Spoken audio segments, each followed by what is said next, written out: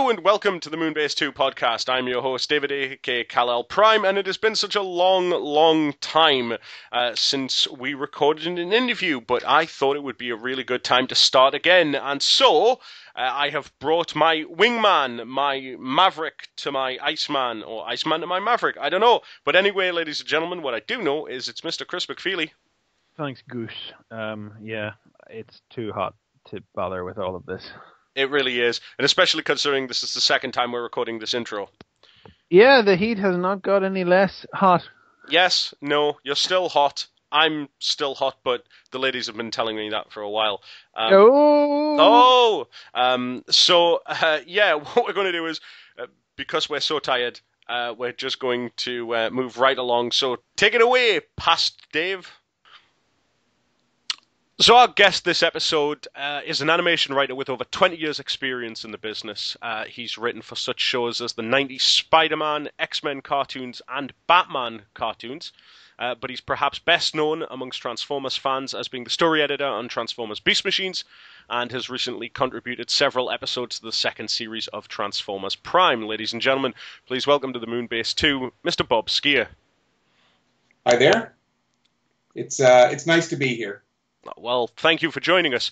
So, Bob, we start these interviews with the same question, so I'm not going to change the format here. To everybody who's listening, in your own words, and this is always the worst question you'll get asked this evening, who is Bob Skir? Oh, that is quite a question. Well, let's see. A brief history of Bob. I grew up on Long Island in a small town called East Norwich, which is part of Oyster Bay. It's where Teddy Roosevelt is from and Billy Joel. And I grew up in the 70s watching a lot of cartoons and reading a lot of comic books and watching as many horror movies as I could see. I graduated from high school and went to the University of Virginia, where I studied English and just voraciously read as much literature as I could read and wrote short stories. I came out to California in about 1983 and studied at UCLA and got a master's degree in screenwriting. And while I was there, I took a lot of animation classes because I always loved animation. And it sort of, as a matter of happenstance, I got my degree in screenwriting and was writing a lot of screenplays and, trying to make headway, but it's tough out here. And I wound up with, through circumstances I can talk about later if you want, got an opportunity to pitch ideas for the Beetlejuice cartoon for Fox. And I had a friend who was a writing partner on some projects. He was working at Fox as an assistant, and his boss asked him, hey kid, what do you really want to do? And when he said, I want to write, they were working on several different shows, and one of them was, in fact, Beetlejuice. And so it was Marty Eisenberg, my soon-to-be writing partner, and he offered me a chance to work with him on Beetlejuice. And, let's get some premises together and see if we can tell a script. And my initial response was no.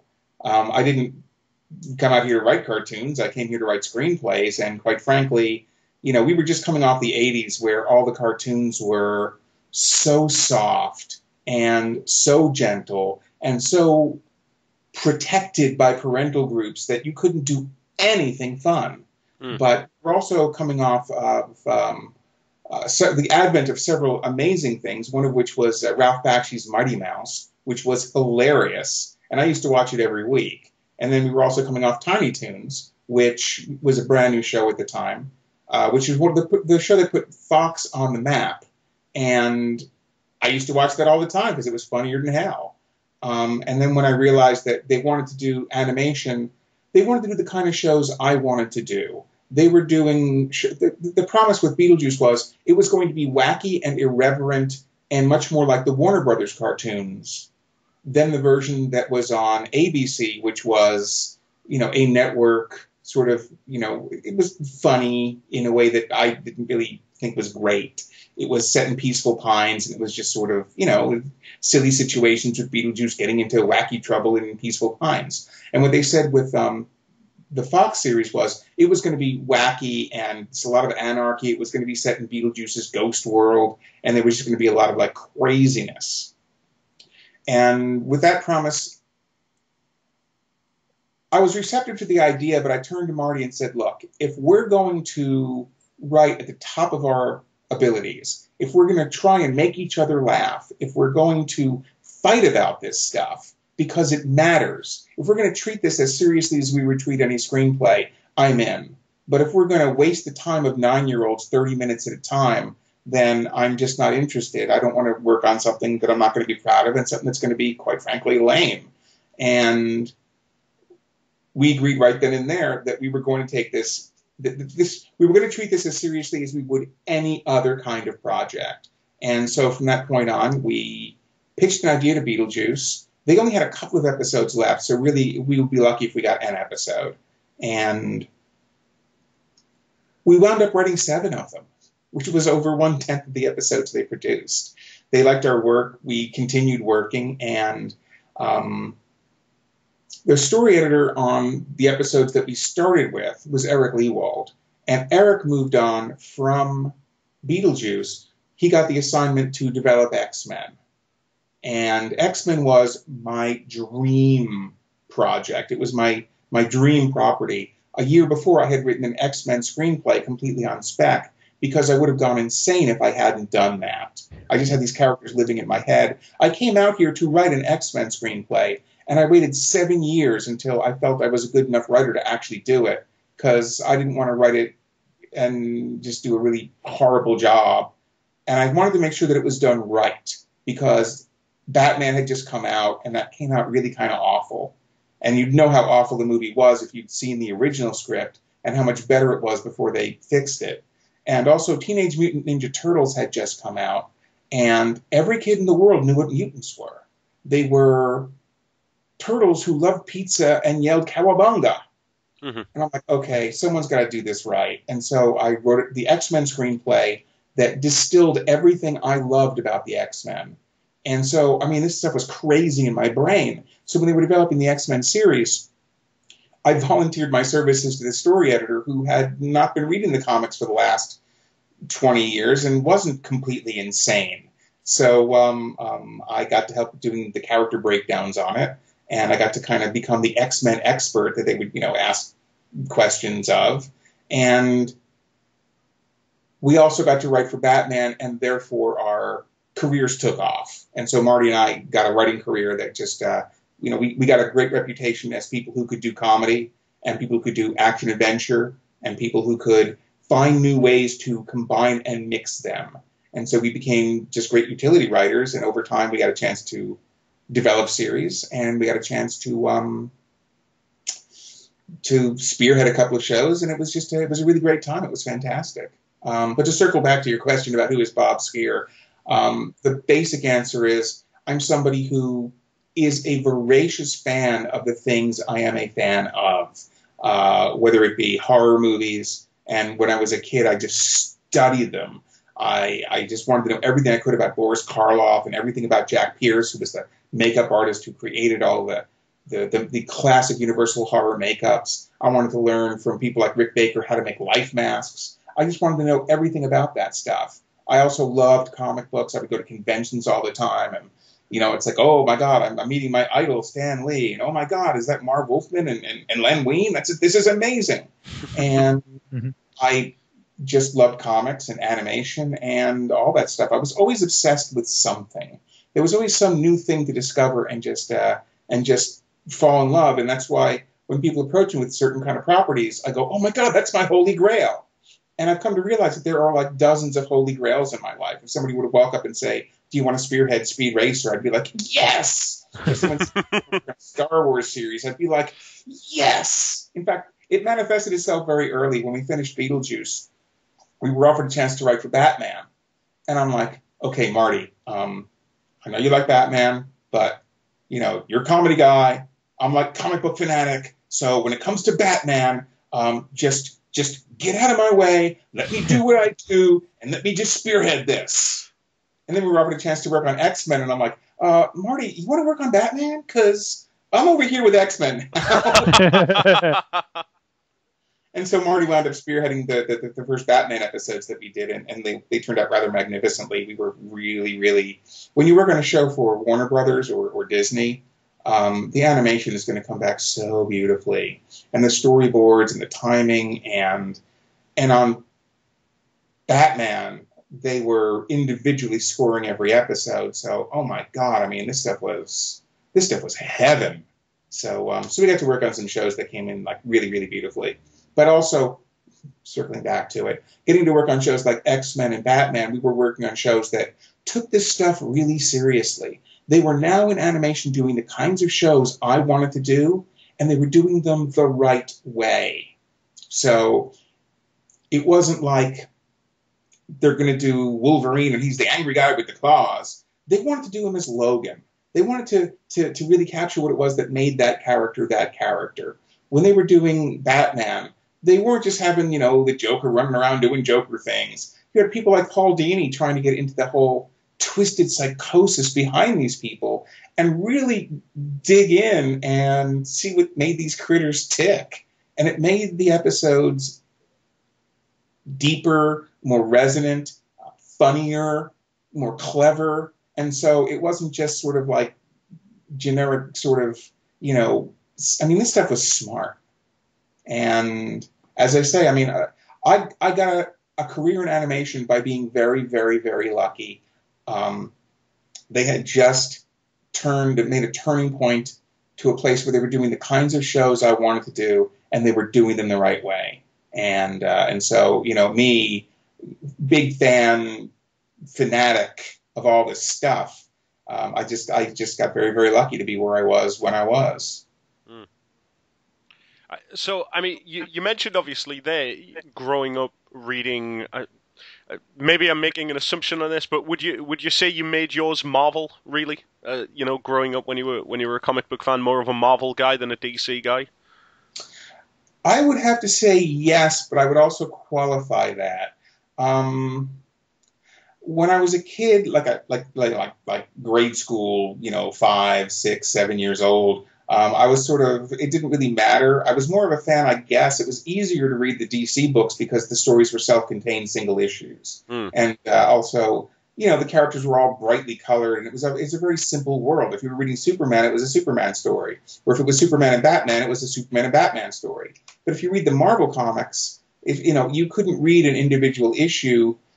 Even if the stories were kind of one-shot adventures, there were always subplots going on, and there were always side characters, and there always seemed to be a lot going on in that world that was less sort of instantly friendly to the casual readers. It's like I picked up an Avengers book, and I'm like, well, what's this Batman character doing here, and how come he doesn't have a cape? And it took a while to figure out that the Black Panther was, in fact, a different guy. So I think 5th grade, when I was about 11 years old, there was this weird turning point where suddenly I found myself going from reading the DC books to reading the Marvel books. And I just became this incredibly voracious reader of Spider-Man and the Fantastic Four. And once you start reading a couple of Marvel books, you just start eating up the entire universe because there was this incredible crossover. And I don't mean crossover the way they mean it now, where all the stories have to have guest appearances and people, and also there are these giant events where you need to buy 15 books and all the variants to figure out what's going on in the story. The kind of crossover they did back when I was a kid, it was just kind of nifty is the best way to put it. You'd have a Spider-Man comic, and Spider-Man would swing by in the background, and in the foreground you'd have Doctor Strange thinking some thought about something. Or you'd have, Captain America somewhere in the background. And you got a sense that these guys all lived in the same place, even if they weren't interacting in a particular story. Mm. And it made that world feel sort of grounded in its own reality and also in our reality. And the great thing about the Marvel books was Spider-Man lived in New York City. I spent a lot of time in New York City. I didn't know where Metropolis was. I didn't know where Gotham City was, but I sure knew where Manhattan was. And that's where most of the Marvel characters hung out. They lived in our world. They lived in our real world. They didn't live on a planet where there was a star city and a central city and all these surrogate cities. And so that made it more grounded, but also there was a greater psychology going on in the Marvel books. And they just seemed more emotionally serious than the DC books did. But also I started reading comics at a time when I was around 11, 10, 11, 12. When I was around that age, something very magical happened that enabled me to go seamlessly between DC and Marvel, and that was that Jack Kirby moved from Marvel to DC.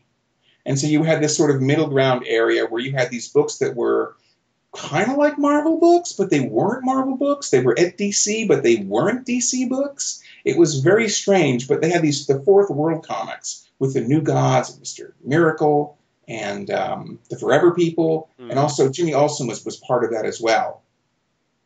Sort of connective tissue between the Fourth World books and the mainstream DC books. But you had Jack Kirby doing this mind-blowing stuff, and having that as sort of a middle ground it made it easier for me sort of to transition into Marvel, because I thought of DC as being the Jack Kirby books, because those were the DC books I was buying. And if you look at that stuff now, I mean, it's classic, mind-blowing, amazing stuff. For me, these were comics that just were hitting the stands. They were brand new, and they were treated as individual comics. There were no trade paperbacks. There were no graphic novels. And so I was reading these Jack Kirby books as month-to-month adventure stories, and they were mind-expanding, and they were just mind-blowing. I've recently just read a few years ago the complete collections of the Jack Kirby Fourth World stuff, and that I only wish he'd written. I would have loved to have seen more of his stuff written without Stan at Marvel, because I think, given free reign, Jack Kirby just had this bizarre imagination which I just really loved, which sort of shone through in the Fourth World stuff. It did, absolutely. And I think that freed from the constraints that he had working with Stan, he was able to let his brain just go absolutely bonkers and just go out into, just like whole new vistas. But that being said, when he worked with Stan, there was a sense of humanity in the stories that was sort of factored out when Jack was on his own. I think that when you had like the Fantastic Four, and you had people like Reed, and you had people like The Thing, there was a grounding sort of humanity that Stan gave to the books, that when Jack would have characters who were sort of similar, in a similar vein in a way, you'd have, like real world people in there. They just didn't feel as real as the people Stan was writing. So I think that if you see the difference between, like, there's a reason that the Fantastic Four lasted, forever, and the New Gods lasted 11 issues before it got canceled. The reason that Jack Kirby left DC, he left Marvel for DC, was he was not given editorial reign over his books. He said, I want editorial control. So the most important credit that you see in the Fourth World books, it always says Jack Kirby, editor, because he was editing himself.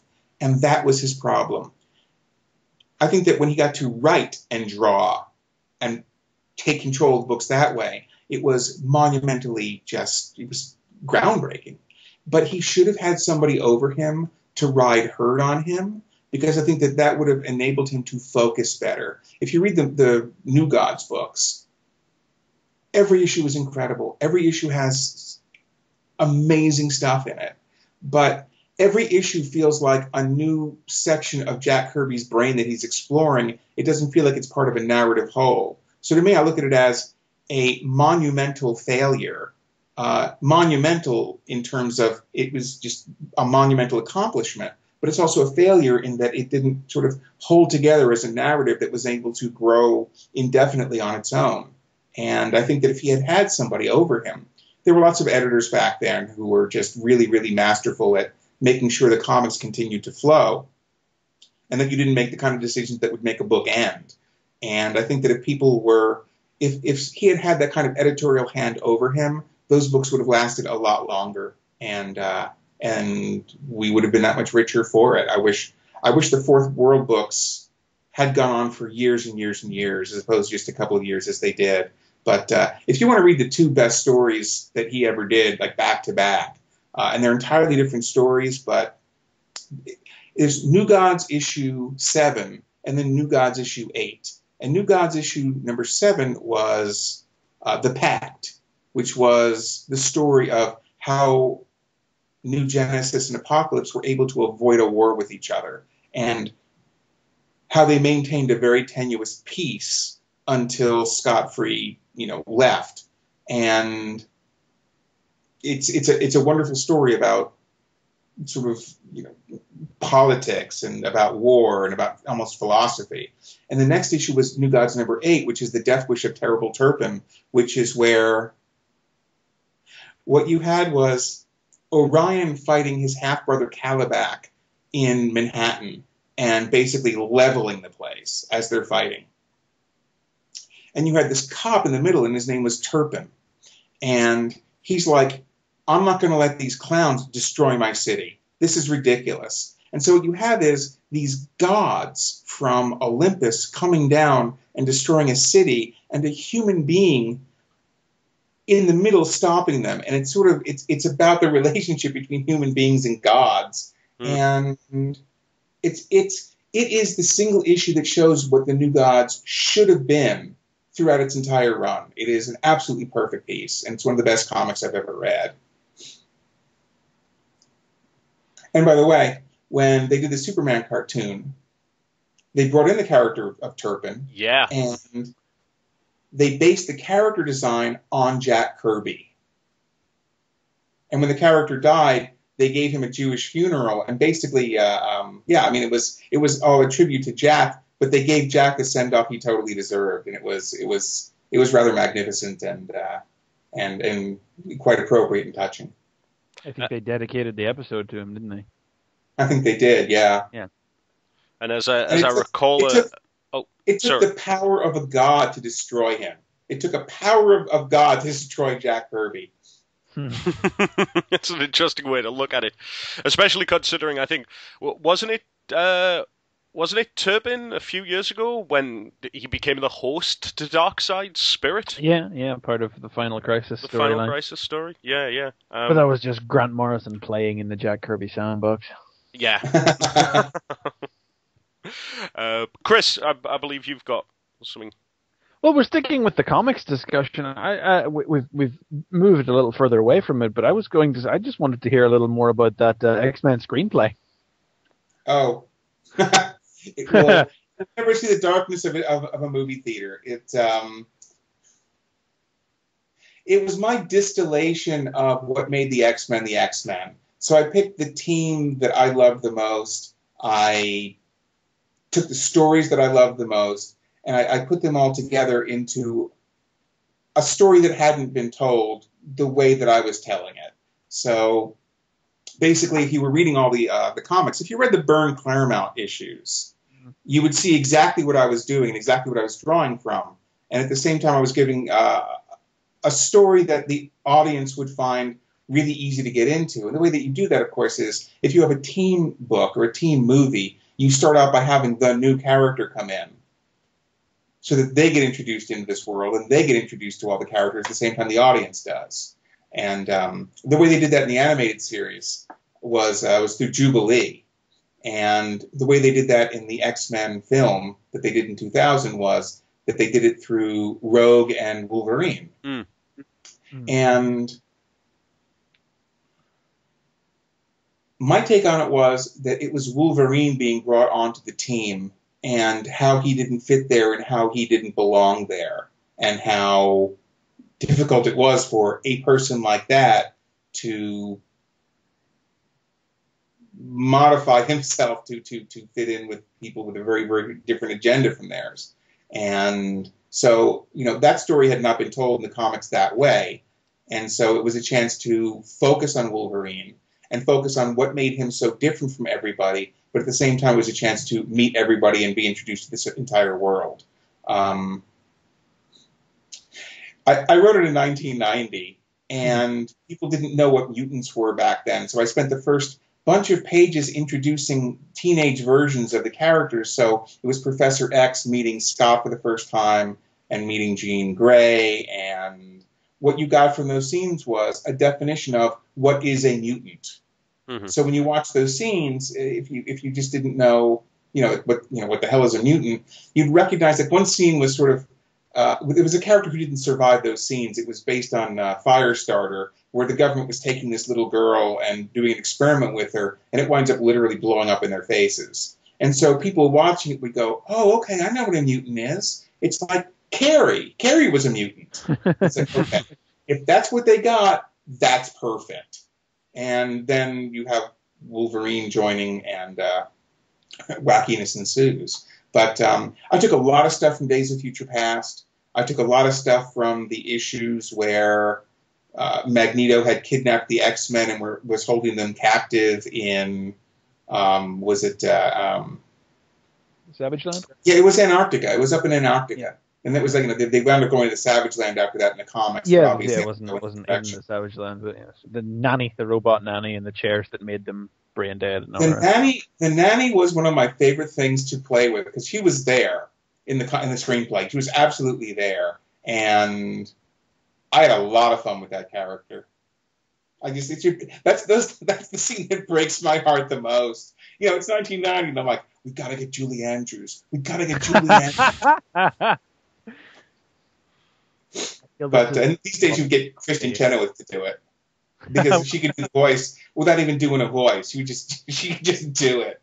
But yeah. That's exactly the issues I was going for because the Byrne Claremont issues were the ones that really made the X-Men come alive for me psychologically, and his version of Wolverine, John Byrne's version of Wolverine, made that character come alive in ways he had not been alive before. And little known fact, they were writing Wolverine out of the book when John Byrne came along. When he heard that Dave Cockrum was leaving the book, he's like, okay, if you have to give me X-Men, I need to work on that book. So they gave him X-Men, and he found out that Wolverine was going to be leaving the book, and he's like, no way. There's no way this Canadian is going to work on a book and let Wolverine leave. And Wolverine became a very central character in the book in ways he hadn't been before. And that's where the character really, really sort of got the grit that he got and really became the character that he became was starting with those issues. Anyway, that's what the screenplay was. It was the X-Men versus Magneto, and the Brotherhood of Evil Mutants was there, and there were bits of Days of Future Past, and you know, not that they're doing the Days of Future Past movie. There's just no way that they can do what I've done. So it will live in my dreams. It is a favorite of mine. It's probably one of the most one of the favorite things I've ever written because I didn't do it for the money. I knew I probably wouldn't be able to sell it. But here's the thing, and I hope there's a good takeaway here for people who are listening who want to be writers. I wrote it knowing that it probably wouldn't get sold, but I needed to write it. And I put everything I could into it. And I came away really proud that I'd written it. And I'm proud to this day. And if I hadn't written that, I wouldn't have been in a position to have done such good work helping develop the X-Men series. And I wouldn't have been able to do as good work writing the episodes that I wrote. So, whereas when I showed the script to my writing partner when I first wrote, I'm like, hey, Marty, look at this. I wrote a script. And he's like, oh, I can't wait to read it. And when he opened it, he said, when I saw the title X-Men, I groaned. I'm like, why did you waste your time doing this? And I'm like, well, because I had to. You're never going to sell it.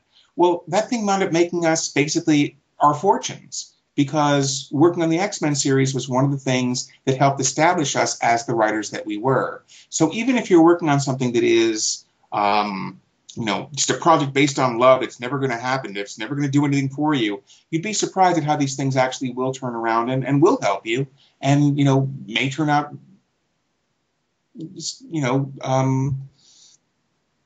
completely redefining your career. My parents were mad when I was taking animation classes at UCLA. They're like, what are you wasting your time with that for? Write your thesis script and get your degree. And I'm like, but I want to take animation classes. And I wound up working in animation, and I wound up making lifelong friends working in that program who I wound up working with professionally throughout time. And I now actually teach at UCLA Animation, so apparently I was kind of right about that. And to go back even further in time, back in 1977, back when I was growing up, oh my God, I'm so old, I was reading comics, and my folks said you're wasting your time with that stuff. And, well, I guess they're wrong about that. But a friend of mine found an antique store that had a big pile of comic books there. And the guy wanted nothing to do with the comics. He's like, I'm not a comic shop. I sell antique furniture. But he bought an ottoman, and he bought a chest of drawers that happened to have a full of comics. And so he was looking to get rid of them. And my friend bought this giant pile of comics. And he let me buy one of them. So for like $20, I bought a comic book called Silver Street No. 6. And it was $20. I sold it for $250 the next week. And my folks were like, oh, my God, these comic books are worth something. My son is a speculator. He's so wise. So I went to a comic convention the next week, and I came back with a whole bunch of comics. My folks were like, oh, what did you get? What did you get? And I held up a comic, and I go, well, I got this. Oh, my God, how much is it worth? And I look at the cover, and I go, well, it's worth 35 cents. They go, we thought you were going to go buy valuable comics. As if one can go to a convention and find an incredible value you can turn $20 into $250 from buying it at a convention. Like, that's just, no. Okay, so I bought a comic book that was worth 35 cents. And I'm like, look, someday this is going to be worth something. I'm like, to who? Never back to the fact that comic books aren't worth anything. Well, this is true. The comic book was Giant-Sized X-Men #1, Ooh. which is worth a lot of money.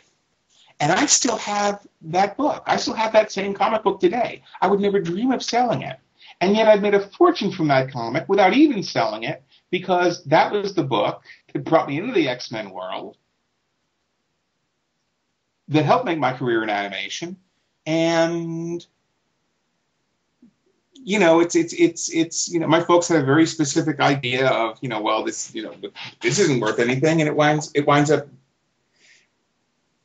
basically defining my life and my career. So you just never know with that stuff. But to get back to the X-Men screenplay, yeah, if you're writing something, even if you think you'll never sell it, follow it through and follow what your vision is, because inevitably it will come back to help you. It really will. Just invest yourself in what you're writing. And that's what I did with the X-Men screenplay. It's what I do with everything that I write, which is why it takes me a long time to write scripts. Features, I mean, not, on assignment. But, it's about investing yourself fully and sort of believing in the fact that it's going to help you, even if it doesn't seem like it's going to be. My folks didn't think I was, my folks thought that buying a comic book for 35 cents, I was crazy. And Marty thought that writing the X-Men script was crazy. And time has vindicated what I did in both cases. So, by the way, Giant-Sized X-Men #1 was written by Len Wein, who is now my best friend. So it's just funny the way the world works. Yeah. So obviously you were talking a little bit before about how yourself and Marty Eisenberg ended up as a writing pair. What would that consist of? Would that be a case of you bounced ideas off each other, or would you go write your scripts and then would Marty go write his scripts and then would you look over his, or would you collaborate? How did it work? It was a process that completely evolved over time. We became friends way back when through a mutual friend I met at UCLA Animation, which once again, why are you wasting your time with those animation classes? Well, I wound up with a writing partner because I took those classes. But Marty and I, had mutual interests, mutual senses of humor. Marty had written a script in a class at USC. He'd written a screenplay that was a comedy that was pretty good. And I read it, and I'm like, well, I would change this, and this. I think that, you're 40% of the way there on a script that has the potential to be amazingly funny. And he's like, well, why don't we do a draft together? And we wound up doing a draft together. It would, it's one of these things you can bang out over a weekend because it was so well structured, and we could just sit down for a weekend and just do another draft. So 6 months later, we had that rewrite that was going to take a weekend. We had radically restructured everything. We had written everything from like word one, so it wasn't a matter of just sort of doing a pass or something. It was a matter of just restructuring, redoing everything. using the original sort of as a blueprint, but sort of not. And this is the whole thing with us as writing partners evolving. We work every day in the room together, him at the typewriter or at the keyboard, me sitting beside him, us deciding every line, every description, everything. And we literally wrote it together. Every line, every word, everything. And it was not the most efficient way to work, but by the time we finished writing the script, the first draft was a fourth draft because we had gone through so many iterations of everything as we fought and debated and crafted every line. So when we got the assignment on Beetlejuice, we realized, okay, that's not quite going to work. It would never work in terms of the time. And also Marty was working at Fox at the time and I wasn't working. So what we decided to do was we'd bounce ideas off each other in a room together. We'd sell an idea. I forget how we wrote the outline. I think we sort of worked that out together. But when it came time to write the actual script, it was like, I'll take pages 1 through 7, and you take 7 through 14, and I'll take these pages. And so we broke it up by scenes and by blocks. And that worked out really wonderfully. The script was terrific. But we realized that was kind of an unwieldy way to work. It was just a strange way to work. So we decided, okay, for this next script, you do Act 1, and I'll do Act 2. And then over time, it was like, okay, well, we're doing Batman and X-Men at the same time, so you do X-Men and I'll do Batman. And so we did it that way. And then over time, it was like, okay, we each had different shows, and everything that we did passed through each of our computers. So there was nothing that Marty wrote that I didn't go through. There was nothing I wrote that he didn't go through. They were really products of both of us, even though one of us was first chair. And that's pretty much how it worked. And it evolved to a point where he was spearheading the series Action Man while I was spearheading Beast Machines Season 2. So it reached a point where we each had our own series at that point. So basically, we worked every way that people can work, from the every single, every word to you take this show and I'll take this show. And there are merits to doing it each way, but it's nice having somebody to bounce ideas off of. It's nice to have somebody to give fresh eyes to the work that you're working on. And I recommend if you're starting out working with a partner because it's like having a safety net there. Okay, well, you mentioned Beast Machines there, so I think maybe it's time that we talk a little bit about this. We are here to talk Transformers. I don't know that I have any. I don't know that I have a specific set of questions surrounding Beast Machines, so I'll just open it up to you. Just tell us about Beast Machines. Tell us about how it all got started and. Well, your experiences with the fandom during the course of Beast Machines are somewhat the stuff of legend, so I guess we'll talk about those as well as we go along. Yes, it's certainly the stuff of therapy. Legend. Yeah. Beast Machines. Let's see.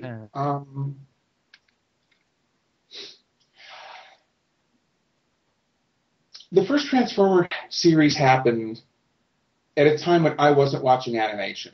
It was like the early, mid 80s. I wasn't watching a lot of shows at that point. I was busy in college. I was busy in grad school. It was the stuff like I had a cousin who was watching the show. Like, and he was like 4 or 5 or something. So it wasn't part of my world. So when I was offered a chance to work on a Transformer series, it was something that I was coming in from very, very far from the outside. And I was very conscious of that fact. I was offered a chance to meet with the people at Hasbro and the producers at Mainframe and also the people at Fox just to talk about the series. And I thought it was a wonderful opportunity to get to talk to the people at Hasbro and Mainframe who I didn't know. I had no working relationship with them. They knew of my work, and I knew what they were all doing. And I figured, here's a chance to get in the same room with the folks and talk with them. And, this isn't the show I'll be working on them with, but they'll get to know me for that next show. At the same time, I was working on Avengers. They did an Avengers series back in the 90s, and I was developing that, and I was really happy with the development I was doing. Because I could do the Avengers I wanted to do the way I wanted to do it, which was not do Iron Man and Thor and Captain America, but to do the tertiary characters, the people like Scarlet Witch and the Vision and Hawkeye and the Falcon, and give people characters they've never seen before and basically introduce people to new favorites. The way that the X-Men introduced people to these favorite characters they'd never heard of before. Wolverine wasn't a household name. Suddenly he was like, everybody loved him. And I wanted to do the same thing for the Avengers. And so when Fox was developing various Marvel shows, I'm like, if you guys do Avengers, call me. If you do Avengers, call me, please. That's the one I want. And so I got the phone call saying, hey, you can develop Avengers. So I was developing Avengers. That was coming together very, very nicely. I wrote a Bible for it that kicked ass. Loved it. And at the same time, we were offered a chance to meet with the people on this new Transformers series. It's like, okay, well, let's take a break from writing Avengers and we'll talk to the Transformers people. And we had meetings with them, and they were really, really great. They were fantastic. They're like, well, we're coming off a series called Beast Wars, and we wanted to know what to do next. So, what ideas do you have for a series? And we kind of didn't have any ideas for series, but we really enjoyed meeting with them. So, went back to working on Avengers, and we had a really great relationship with the people over at Fox. We had done Godzilla for them. They loved the Godzilla series. We had worked with the different executives on a lot of different shows. We basically had a home at Fox. They loved our work. And coming off the series that we came off, the successes that we had with them, they really wanted to work with us again. And this is the part of the story that I'd say least proud of, but the part that kind of makes me feel not wonderful is Marv Wolfman wrote a premise for the show that became Beast Machines. He came up with this wonderful idea where all the guys from Beast Wars came back to Cybertron and what happened to them, how Megatron had taken over and got these things called Viacons, and how our Maximals were now fighting Viacons as opposed to the Predacons. And it was just like our guys were almost like freedom fighters against this sort of, ruling power. And Fox really liked that idea, but they wanted us to be the story editors on it. They were going to pay Marv for having developed this. We were going to give Marv a bunch of episodes, but they wanted us to spearhead it. And I'm like, well, I'd love to spearhead a series, and the idea of doing a CGI series is wonderful, and God knows we love working with people at Fox. And so we started talking with them about the series, and they told us the things they wanted to do with the show. Now, they had this basic idea of Megatron as the sort of God King and our guys being freedom fighters, and that was the basic plot. But what they said at Hasbro was, we want to do something entirely new that we haven't done with Transformers before. Because we're always looking to do something different, something new, which is why they went from being cars to being animals. And, we just want to find new ways to redefine this property and just sort of expand it and just find new things to do. And we want to do a series here. We want to do a series with a spiritual tone to it. And I'm like, I heard that way wrong. Spiritual? Yeah, we want to do a series with sort of a spiritual overtones. I'm like, really? You really don't. I mean, I know you think you do. You really don't. And so we started talking about what the themes would be for the series and how we would approach it, and what the series was basically going to be about. And for me, I mean, on a thematic level. And for me, well, it seems like if you're going to have these Maximals coming in, and they're going to be animal-like, and you're going to have them fighting these things that are purely mechanical, why wouldn't the show be something about basically nature versus technology? And, this was, the room consensus was that sounds like a good idea. But then, and this was really me saying this. This is like my contribution to it is that I don't think that nature versus technology is necessarily the conflict we should be going for, because I don't think that either one in and of itself is inherently good or inherently evil. I don't think that nature is better than technology. And if you do, then I invite you to go back to before we had technology, and you can enjoy the plague and measles and dysentery and all the things that you have when you don't have technology. And likewise, if you have technology overrunning everything and you have no nature left, that is not a good thing. And I think that we're experiencing a lot of that now. I think it has to do with the balance, finding a balance between nature and technology. That's what the series should really be about. That was my personal contribution to the bedrock of the show. And that's what the show became about. And also one of the reasons I was lobbying for that was they wanted to change the Maximals so that they were no longer animals turning into machines. They wanted them to be sort of like technorganic creatures, where they were sort of organic and sort of mechanical and both at the same time. And I'm like, well, if our heroes are a balance between nature and technology, then that is in fact what they should be fighting for. Because if they're fighting solely for nature, then they should in fact be trying to find a way to make themselves wholly natural again. And that seems almost like a betrayal of what the Transformers are, because the Transformers are in fact machines that change into machines.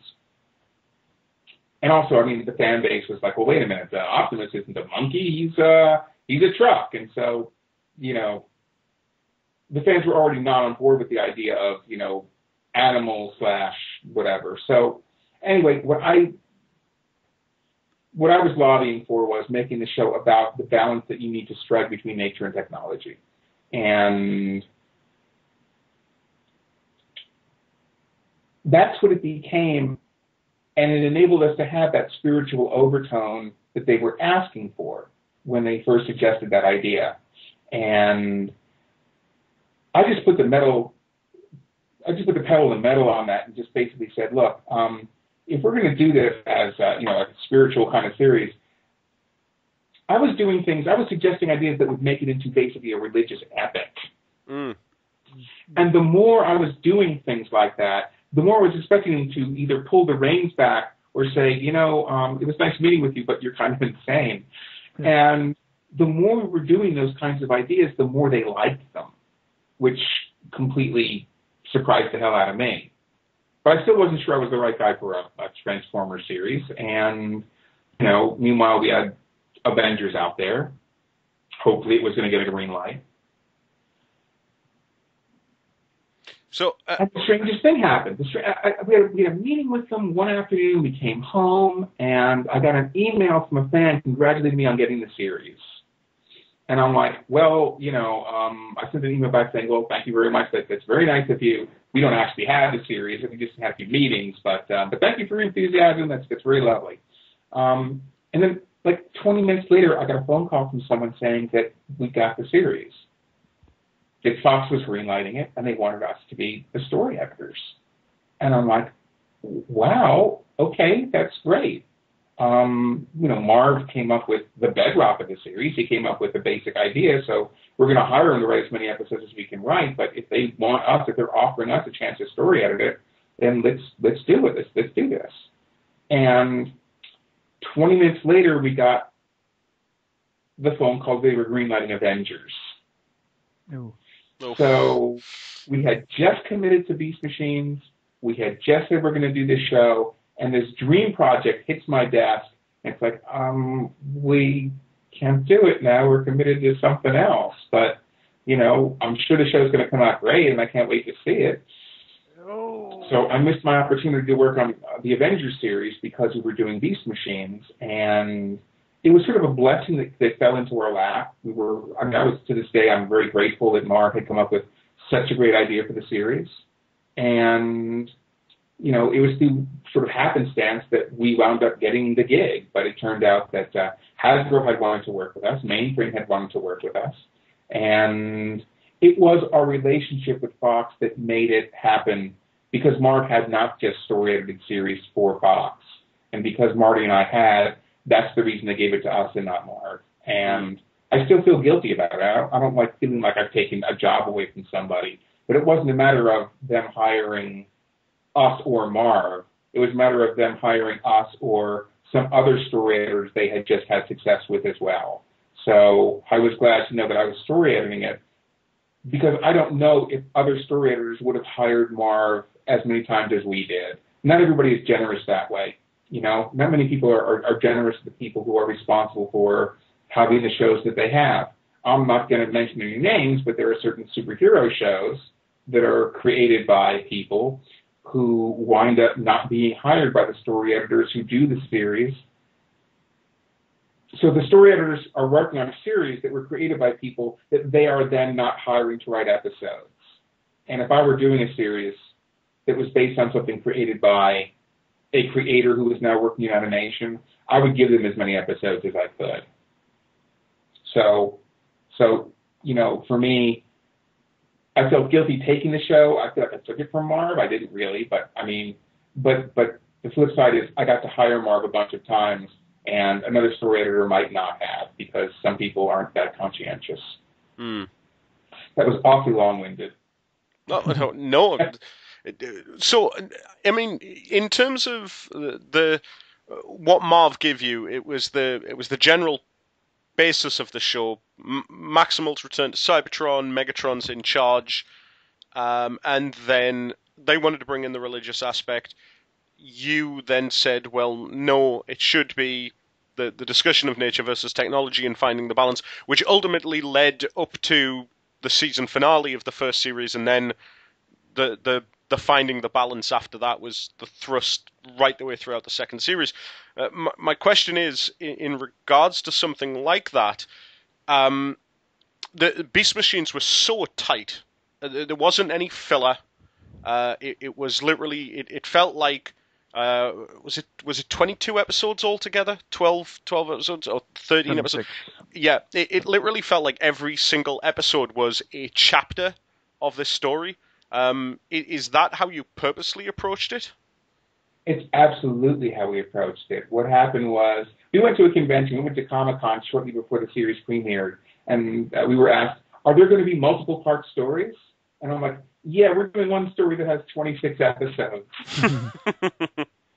And I was quite curious about, I mean, we had several, you know, 2-parters and 3-parters within it, but I literally saw the series as being a 26 episode novel for television. So yeah, I mean, everything was designed as a chapter, and this was, in retrospect, kind of suicidal on my part, but halfway through the second season, I got a phone call from one of the executives at Hasbro who said, the series is doing really, really well right now. The ratings are terrific. Is there some way to expand this beyond the 26 episodes to make it, like, you know, have an extra, you know, get another season out of it? And I'm like, well, no, I designed this to be 26 episodes. We'll do it as 26 episodes. Like, well, yeah, but we can do more episodes. And I'm like, well, yeah, but I don't want to expand the story without, you know, I mean, I want the series to be as tight as we designed it. And I basically sort of nixed the idea of making it a 3-season story, because I saw a very, very tight beginning, middle, and end. And I didn't want to just sort of just pad it out endlessly. And also, the series was very controversial for the fans, and my feeling was, you know what, I figure if we end this iteration, then it'll give us a chance to sort of rethink what Transformers are and do the next series, you know, following a different path or continuing this path. But I see this story as being a 26-episode story. The Beast Machine should be 26 episodes. And that's what we wound up doing. So, and also, here's the thing. They had 2 wonderful story editors on Beast Wars. They had Larry Tilio and Bob Forward. They're great storytellers. And when they went to do a sequel series to Beast Wars, it was going to be a sequel series. And the question is, well, why didn't they just bring those guys aboard? And the answer is because they wanted different writers with a different voice. They wanted a different tone. Well, I knew if they were going to do a series after Beast Machines, that it was going to be a different series with a different tone, and therefore they would hire different writers. So for me, what I was doing was saying, I'm going to do these 26 episodes, and I know that if you continue, you probably won't be bringing us on board, but I just believed in the series I was doing, and I believed in, I wanted to do it as the way that I saw it designed. So I literally wrote it as 26 episodes, and if you thought it was tight, if you thought it was, if it read like chapters, if you thought that there was no filler, then I'm grateful to you for feeling that way, because that's what I felt I was doing, and to see that people felt that too, it's like, okay, well, I guess we did the job on that. So I was very grateful about that. So I'm glad you liked that part of it. I'm glad that worked for you. Yeah. Now, as the show went on, we mentioned there a moment ago about the fandom experiences. Now, you were quite well known for being really open with fans and really making yourself accessible to questions from the fan base and everything. And sort of, I don't know if backfired is the word to use there or not. But I mean, there is a rather famous story told that you did you pulled out of an appearance at the official Transformers convention, BotCon, because of all of the death threatish nature of some of the comments you were receiving. I've always wondered, is that true, or is that one of those things that gets a little Chinese whispered out of proportion? More B than A, although there is a certain degree of truth in the A, and we'll put it this way: there were no death threats. Nobody. Okay. If I had gotten death threats, they would have shown up in the form of emails, which I would have happily reposted and happily made public. I wouldn't have gone to the FBI with them because you take these things so seriously. But kids on the internet, like. I would have made it very public if people had actually said that they were actually going to inflict actual violence on me. So I mean that did not happen. Let's step back a little bit. When I was first brought on to the show, I was approached by a fan who said, "Listen, we have a very big fan base here, and we'd love to be able to talk with you about the show and ask you some questions." And I'm like, "Well, sure, I'd love to. As long as people don't parse every comma and just over-examine every word." It's like, "Oh, no, give us a little credit. We're not like that." Knowing some Transformers fans the way I do, however. You are like that. You do parse commas, you do parse words, I have found that Transformer fans are every bit as, well, basically, they make Islamic fundamentalists and X-Men fans look absolutely apathetic by comparison. X-Men fans.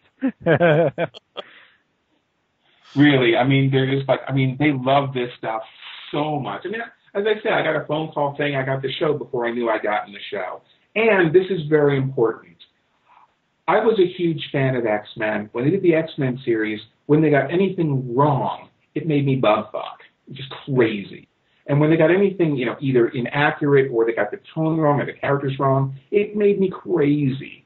Because I'm an absolute X-Men fanatic and I needed it to be right. So I knew the fans were so passionate for Transformers. And I was very conscious of how important it was to them. So I wasn't going to walk in and blithely just, ignore that. I had to respect that. But that being said, when we offered the people at Hasbro, look, we didn't work on the original series. I didn't watch the original series, so do you want us to watch all the episodes? They flat out said, no, absolutely not. We want the series to stand alone. If you are writing this with fresh eyes, then people who are watching it with fresh eyes will be able to come in and it will be available for a fresh audience. They wanted it to be written from a very fresh perspective. And I was fine with that, but I also knew that was going to create problems for a lot of the fans. And so I let people know through the outreach that I was doing was, listen, this this isn't going to be the same Transformers you guys loved. This is going to be a different take on it. So, I need you guys to, approach this with sort of an open mind, sort of a grain of salt, and just understand that what we're doing here is going to be a different thing than what you saw. Certainly, if you're going to do a 26-episode novel for television, religious epic CGI series, it's not going to be the same thing as the traditional 2D animation show that you saw in the 80s. We're doing something different here. Some people were receptive to it. Some people were skeptical about it. And some people were just outright, just saying, no, absolutely not. And what I found when the series aired was that the people who didn't like the series were extremely vocal and extremely passionate and extremely willing to shout down the people who did like it. So anytime somebody would say things like, well, I think you're being a little hard on them, or, I don't think you're giving it a chance, they would be shouted down by people who would accuse them of being pro-Skir or, whatever. I mean, they were basically being a very bullying presence out there. They really were. And they were bullying toward me. They were bullying toward the other fans. They were bullying toward everybody who didn't agree with their perspective, which I thought was disrespectful. And I didn't object to them not liking the show. I objected to them being disrespectful to other fans. I was also very puzzled because Fox showed the series over 2 seasons. They showed the first 13 episodes in starting the fall of '99, and the second in the fall of 2000. I think I'm getting this right. Oh, yeah, I'm getting those numbers right. And so when they showed the first season, the fans were like, oh my God, this is horrible. This is a terrible show. We hate this show. We hate Bob Skir. We hate everything. We hate Fox. And we hate Fox because they're not showing us the other 13 episodes. They're making us wait. Why are they making us wait to see the rest of those episodes? Which goes back to the Woody Allen joke about, the food is so horrible and the portions are so small. If you hate the series so much, why are you bitching about the fact that you're not getting to see more of them sooner? But, people were just more than happy to be really, really, really mad and very vocal about it. And on the internet is like, the internet's like a bar with free beer. People just, if you go into a bar and you're just drinking and drinking, and the more you drink, the more free you are with your opinions, and the more you're not going to take shit from other people, and suddenly you get the verbal equivalent of bar fights. So from the comfort of people's homes, from the distance they get with their screen and with the keyboards, people could just say anything they want and be as mean, ambitious, and nasty as possible. And I'm not cool with that. The same people who would go running to the teacher crying about the bully who pushed them in the mud are more than happy to verbally bully other people in a very different venue, but are no less bullies. And that was kind of crazy making. And so I was offered a chance to go to a convention, and I'm like, sure, I'd love to go to a convention. And then as the convention drew nearer, I realized that this was, I think, in 2000. I want to say it was 2000. Yeah, maybe 2001. Right. And the series was still very new back then. And people were still very, very passionate about it. And in our translation, the people who were really mad were really, really still really, really mad. And the convention was happening a week or two after Comic-Con. And Comic-Con is the best, most beautiful weekend in the entire year, which you spend inside a convention hall, pretty much away from any sunlight whatsoever. Yeah. And I'm thinking, okay, well, I'm going to spend an entire weekend there, and then I'll spend the next weekend, I forget where it was, I want to say like Kansas City or someplace. But I'm going to spend an entire weekend there inside a hotel, surrounded by people who really hate me. So here's a choice. I could go to Malibu and be surrounded by beautiful women who are sunbathing because Pepperdine University is right there, and it's sunny and it's beautiful, and there are dolphins out in the water and you see them splashing around. I'm not exaggerating, by the way. If you go up to Malibu, there are seriously dolphins and beautiful women, and it's awesome. It's awesome. And it's like a 45-minute drive from my home. And I could do that, or I could take, door to door 5 or 10 hours of travel between here and Kansas City to spend a weekend inside a hotel surrounded by people who hate me. Now, I have not gotten death threats, but I've had people, say things like, you know what, Bob Skir and his whole family should just die. And when I had just begun the series, Beast Machines, my father passed away. He had just gotten remarried, and about 6 months after he got remarried, he got cancer, and then 6 weeks later he was gone. And I'm doing a series that takes my attention 24/7. The last thing I'm thinking about when I go to sleep is, what do I need to do tomorrow for the series? The first thing I'm thinking about when I wake up is, okay, what needs to get done today? And every breathing minute in between there is spent on the series, making sure that all the deadlines are met, making sure that we're setting up things in episodes, trying to make sure that the writers have what they need, doing everything we can to make this series work. And while I'm doing that, I'm also backburnering, processing, grieving my father's loss. It's a lot to shoulder. I mean, it's a lot to shoulder. Mm. And then to have people online going, I'm Skir and his family should die. It's like, Malibu's looking better and better.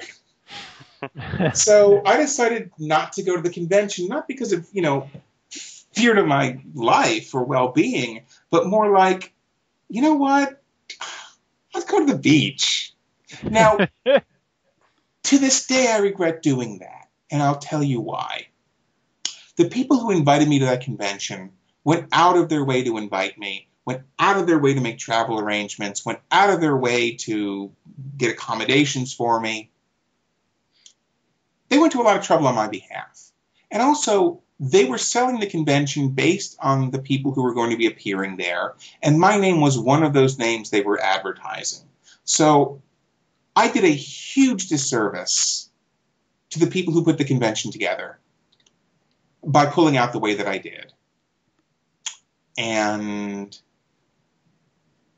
I regret doing that very, very much. I don't remember who I was involved with back then, who I was dealing with, who had invited me. If I remembered who it was, if I was in contact with them, I would apologize profusely, because it was an extremely unfair thing for me to do. And I think if I had been asked a year, 2 years, 3 years later, I would have been, I would not have considered pulling out. But passions were so high. There was, so much. I think if people had had more perspective over time, I would have felt like I was going into a much more receptive area. Mm. But, to face such hostility, and people at that point were still mad about the decisions that we made, still mad about the stuff that we did. And I think that to this day there are people who are still mad. And I'm like, dude, there really are. Yeah. Well, it's been 13 years. There have been so many different Transformers series since then. And some of them are CGI, and some of them are 2D animation, and some of them are serious, and some of them are comedic, and some of them are Japanese, and some are American. I mean, if there was one show out there you didn't like, I'm really sorry. But, there were other ones too. So the amount of emotions invested in disliking Beast Machines seems to me to be unreasonable. I mean, I wasn't arrogant walking in there saying, oh, that old Transformers series sucked. I'll show you how it should be done. I mean, I went in with a great deal of humility saying, look, I'm sorry. This is the show they want us to do. This is the show I want to do. This is not necessarily the show that you were looking to see, but I'm asking you to keep an open mind, or otherwise, you can watch the series that you loved, and you can wait for the next series that you'll love. This series might not be the series for you. Mm. But understand, we were hired to write this for a new audience. Fox has an agenda. I like all the things they want us to do. They like the stuff we want to do. Just understand this is not necessarily your Transformers. Mm-hmm. And what I got back from that was, you're evil, you suck, we hate you. Yeah. I will admit, it certainly, as a member of the fandom, it certainly doesn't feel like our finest moment, to be honest. It must be an interesting situation because, I don't know how much you pay attention to the online community now, but Beast Machines, in hindsight, I think, has gotten an awful lot more credit in light of the shows that have preceded it, simply because it is so different. It is unlike any other Transformers show that we had before or anything that we've had since. It tackles themes that we probably would never be able to get now in a Transformers show. The idea of our main character being killed off in the last episode is something that is probably not likely to happen, at least not without it being a ploy to sell another toy, the year after. But one thing that I am curious about, just in terms of Beast Machines, you mentioned there that Hasbro had asked for you to really approach this with like a fresh perspective and to give it an original outlook. What I'm curious about is, where did all of the, I guess to an extent, obscure Transformers references come from? Because I've been wondering that myself. Yeah, in terms of a standalone series, it has more relation to Generation 1 than certainly Beast Wars ever had. You had things like the key to Vector Sigma. You had the Oracle, which was Vector Sigma. You had the Plasma Energy Chamber, which, by the way, gave an absolutely brilliant end to the first series, with this essential genocide that you managed to pull off in a cartoon series. Where did all of that come from? That came from, well, it's a long time ago. So I can't tell you the particulars of each one. I will say this. Because my father had passed away right when we were beginning the first season of Beast Machines, Beast Machines was much more. The first season was sort of like Marty took first chair on the first season. I mean, I was there. I helped develop it. I was storying as many episodes as Marty was, but it was sort of more on his desk than mine because I was dealing with other shows we were doing and also dealing with, my father's death and stuff like that. Mm-hmm. So I would credit the first season of Beast Machines as much more, it's much more centered on Marty's desk. With, it's sort of like he was 60 and I was 40.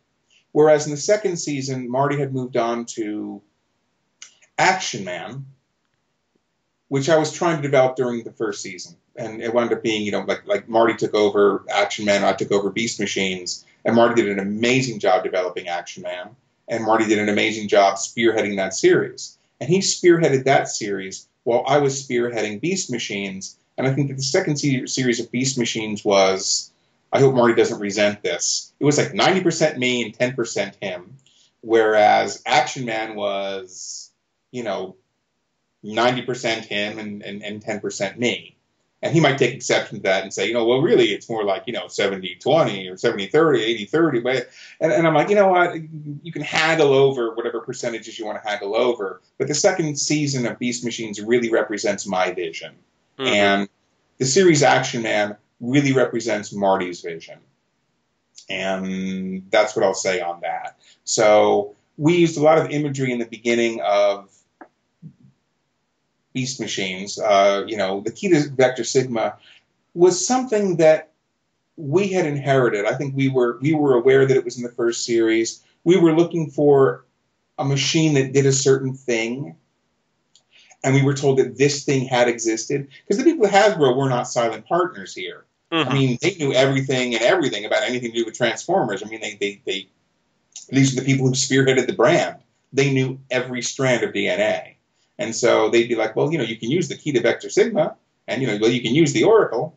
And the funny thing with the Oracle was, we were using terms like Oracle and Matrix, and they all showed up. We were like months into writing the show, Then the Matrix came out, and they were using all the same terminology we were. And I'm like, oh, God, people are going to think, we got all this stuff from the Matrix. And then when the series premiered, it's like, well, they obviously like the Matrix. I'm like, no, dude, seriously, we wrote this shit first. We did. I felt like thanks guys for making us look like we're cheating, but a lot of the references that we got from the first season, from the first series from G1, came from the fact that we needed to do certain things, and the folks at Hasbro said, well, there are things back in the Transformer mythos that you can draw from and that you can use, and so we did that. And by the time we were in our second season, we had so many things that we had created in the first season that we were then, instead of using tools from the original series and harkening back to that, we were able to harken back to our own stuff. But the basic thing is we were able to use the things like, the key to Vector Sigma because we needed certain things. We needed machines that did certain things. We were told, okay, we have something like that here in the toolkit that you can take out and use. Mm-hmm. So... and also the same thing happened in the second season. I decided to do an episode. Why don't we do an episode where all of our heroes fight each other? And we were told, well, there was this virus that they had in the first series that you can use that. And so it's like, okay, well, we'll bring that back. And so this idea that we had, it's like you're sticking a name onto something that you're doing now anyway. So we had this episode where they're all fighting, and it's like, well, let's call the virus this because this had existed before. And here's where I kind of like throw up my hands and say, okay, well, this is the Kobayashi Maru no-win scenario with the fans, is if you do something completely new, you're breaking with tradition, and therefore you're a heretic. Or you're using stuff that was used before, so you're just recycling old ideas, and you're a hack. So, am I a heretic, or am I a hack? And the answer is... you're both. We hate you. You suck. and so I know I can't win at this point, because either I'm stealing stuff that's old or I'm introducing new stuff they don't like, and it's like, okay, I'm gonna do what I'm gonna do, and you guys are gonna react like you're gonna react, and there's nothing I can do about that. But I mean, we got some feedback from fans, and certain things happened in the series because of that. I came up with the name Cybertropolis for the series that they were in, for the city that they landed in on Cybertron. It's like, and there they are in the middle of Cybertropolis. And the name comes from the fact that when they did the first Superman movie, you see all these different cities on Krypton, on that icy version of Krypton from the Christopher Reeve movies. Remember that? Mm-hmm. Yeah. Okay. So we push in on this one city with this big dome, and we're hanging out with Jor-El and all those guys. And they refer to that city as Kryptonopolis. I don't know why they did. It didn't show up in the movie anywhere, but that's what they referred to it as during the production. This was Kryptonopolis. So I said, okay, well, we land on Cybertron. We're on Cybertropolis. And I put that in the script and the outlines and whatever. And I kept expecting the phone call saying, oh, by the way, it's not called Cybertropolis. We actually have a name for it, and it's this. I never got that phone call. So we just stuck with Cybertropolis, and that was it. And then a fan was like bitching on one of the sites going, what is this Cybertropolis bullshit? It's Iacon. It's Iacon. And I'm like, oh, okay, well, let us address that. And so I decided that when they went down underneath Cybertropolis, that there was the city underneath it, which was in fact Iacon. So I was able to sort of incorporate. And then, and there were certain landmarks that were famous to Iacon that were then incorporated by some of the artists and stuff. And so the fact that someone was angry about something was able to bring something to light that I was then able to incorporate. So instead of just saying, oh, well, they renamed it, or, Iacon's on the other side of the planet, I was able to just incorporate it because there are instances where cities have been built on top of cities. Throughout history that has happened. And I'm thinking, well, yeah, here's a cool idea. What if you went underneath this city, and there was a city underneath it, and there was all this other stuff that we had forgotten through time that is now important. So I have a fan to thank for that. That's one of the ways that fan input can actually be constructive as opposed to just, destructive. It's kind of ironic, actually, because you're not the first Transformers creator who has said that something that you've put in as a filler or just a point of reference within the story has then been picked up by the fan community, who've then ran with it, which has then been reintegrated somewhere down the line. So it's quite interesting to see when writers have that flexibility and the foresight to be able to do things like that. Chris, did you? You mentioned there, just when we're talking about the convention, that if you had been asked 2 or 3 years later to attend, that you probably would have. And that put me in mind of when you made your first return to the world of Beast Machines. I don't know if you'll even remember this, because this was only a small thing, but I'm trying to think what the year it would have been. I think it would have been around 2003, 2004, I think, that you wrote a prose story for a novel for an anthology of shorts, which revisited Beast Machines. Do you remember that? Absolutely. That was great fun. That was a great assignment. I think it was Josh Izzo who invited me to do that. I got a call from an executive over at Hasbro who said that they were doing these books. They invited me to write a short story, and I got this call completely out of the blue. So I was caught completely off guard. And they're like, we want you to write an episode. We want you to do a story based on Beast Machines. And I'm like, well, it has to happen during Beast Machines for that to happen. It can't happen afterwards or before. I mean, it kind of can, I suppose, but, it should happen within the continuity of it. So it has to be sort of like what they would call a mid-quill, as opposed to a sequel or a prequel. It has to happen inside it. And during the conversation, which lasted about 20 minutes, 30 minutes, they were talking about what they needed and what they wanted and whatever. Before I hung up the phone, I knew exactly what I was going to write. It just came to me really quickly, like, okay, I got it. And I was really happy about that. But it was also a very strange sort of circumstance in that I got a phone call asking me to write a short story. And I'm like, okay, well, when do I send you the premise? Oh, we don't want a premise. Well, when do I send you the outline? We don't want an outline. We want you to write a short story. So instead of submitting ideas, I just sent in the short story that I wrote. And they edited it, or they sent it back to me and said, we want a couple of things changed here and abouts. But it wasn't like I got anything approved. I wrote the story, and they printed the story that I came up with, which I thought was a monumental amount of trust. And I really appreciated that. I thought it was the most wonderful thing in the world. I thought it was extremely, sort of generous spirited of them to do that. So I was very grateful.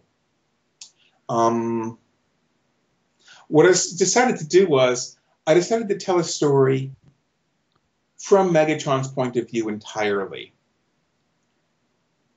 And I decided to tell a story that would show, his perspective on everything as he was a disembodied spirit, because there was an episode where that had happened. He was completely disembodied. So it's like, okay, well, what happens to Megatron between the time he's disembodied and then he's reintegrated into a, cybernetic body again? And what kind of transformation would it have made within him? And by the time I had finished the short story, in retrospect, the short story is about what the entire series is about, which is basically the religious aspect of these characters. And what the question asks is, in the short story, in retrospect, I didn't know this when I was writing it. It's like you look back at it and go, oh, wait a minute, that's really great. And you do the second draft and you beef up all the stuff you were thinking of. What the story asks is, what happens when Megatron sees the face of God? Because whenever you see something, whenever you're presented with that kind of light, you come away enlightened. And Megatron sees just how little he is in the scheme of the greatness that is everything. And he comes away realizing that if he's small and that everything is so big, he isn't going to rest until that everything is under his control. So he comes away from seeing God, and he comes away more evil than ever. Because his perspective is so firm and so solid that he is not going to give a damn inch. Mm. And so basically, he sees this accumulation of every soul that has ever existed, every soul that will ever exist. And instead of being integrated with them to sort of dissolve and become one with all, his response is, I am going to make all of you answer to me. Because that's Megatron. He's not going to come away enlightened. He's going to come away determined. And that's what that story's about. And so it's a very spiritual story about a very, very, very stubborn soul. So there was no real trepidation about returning to Beast Machines at all? I suppose if you were just approached like that and just given completely free rein, you just wrote what you felt in that case, and it was... Oh, there was no trepidation whatsoever. I love the Beast Machines world. I love the show Beast Machines, and I am more proud of that than anything else I've ever had produced because I got to do a 26-episode novel for television. It almost fucking killed me, but I did. Literally, it's 24/7 that you're living with this thing, and although you're hiring other writers to write episodes, you have to come up with, you're making sure the outlines meet every need for not just that episode, but for the episodes before and after it. You're making sure that the characters are consistent with who they are in that part of this novel. So every line of dialogue, every line of description, everything has to be gone over with a fine-tooth comb. So making a series as tight and as tightly structured as Beast Machines was, I did myself a huge disservice in the sense that I gave myself the biggest possible burden. If you do a series that's all standalone stories, then, everything's fine because the characters don't change and nothing has to get down to worry about setting stuff up. It's like the stories just sort of have to hang together and just be good stories. But to have to look at all these characters in an ensemble show with an ensemble of heroes and an ensemble of villains, and all of them are going through character arcs in a story that is unfolding. I gave myself a lot of work. Mm. Yeah, it took a monumental amount of effort. And I love the series. I love that I was able to, do what I did and say what I said. And so the opportunity to go back and write a short story was a huge opportunity and just a lot of fun. Mm. There is one story that hasn't been told that will never be told and that just desperately wants to be told and would be a hell of a lot of fun, actually. And that's, okay, when Beast Wars ended, Waspinator was left on Earth. You remember that? Yeah. Yeah. Mm-hmm. He was, I think, the last we saw him, he was sitting on a throne and he was like god of the monkey people. And Yep. Mm-hmm. That's where we left him, right? It's like, Waspinator is now king of world. And then when we introduced the idea that Thrust is actually Waspinator, it's like, well, wait a minute. How did he get from Earth to Cybertron? And we added this little bit in there where, the monkey people would just say, okay, we've had enough of this asshole, and they're chasing him with spears. Mm. How does one get from being chased by, proto-humans to being back on Cybertron when, in fact, you've established that it's,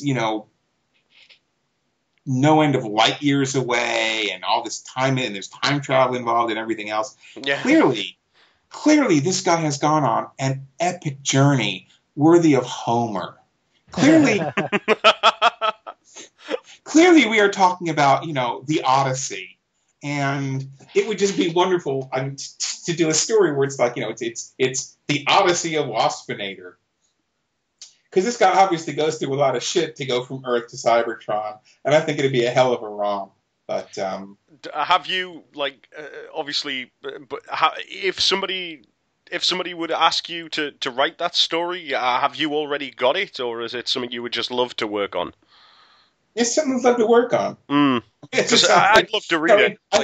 I have literally as much as I just told you. It's like, here's something here. There's a story here. You can't just fly there. There's a journey here. Yeah. But I don't really have anything. I don't have anything in mind. But if someone were to call up and say, "Hey, that's a great idea," I would have great fun doing it. It would be a fun romp story. It would be, like there are all these stories like Childe Harold's Pilgrimage and Don Juan, which is how you pronounce Lord Byron's version, by the way. It's a parody of Don Juan.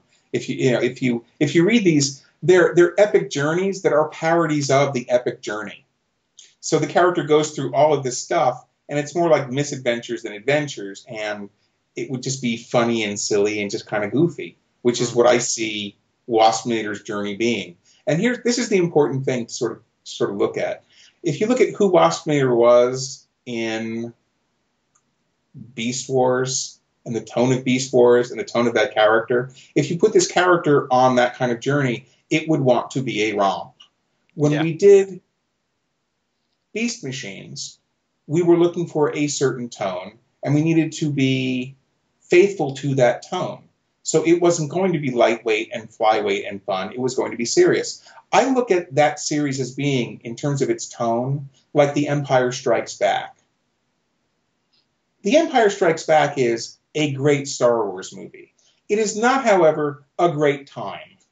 It is certainly not a great time for our heroes. They spend the entire movie getting their ass kicked.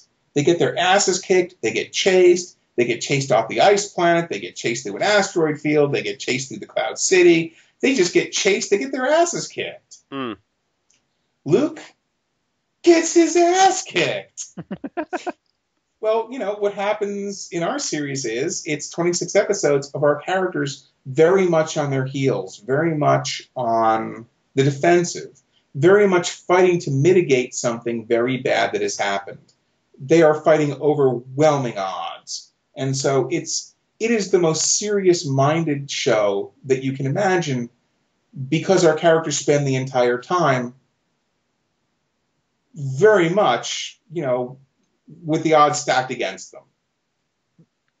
And I think a lot of the fans who didn't like the series hated the idea that they spent 26 episodes watching our guys getting chased and getting their asses kicked. But that's the nature of a very serious-minded story, is that your character is on the defensive and getting their asses kicked. The series was not designed to be a fun romp show. I think that there were other series. I think that Marty stated that when he did Transformers Animated, his goal was to make the most fun Transformer series ever, and that's what he set out to do. That's not what we were setting out to do with Beast Machines. Yeah. And I'm guessing that's why within the entire length of the show, Waspinator never really resurfaced until that very last gag in the very last episode where he shows up with Thrust's head, but it's very much still Waspinator. Yeah. Yeah.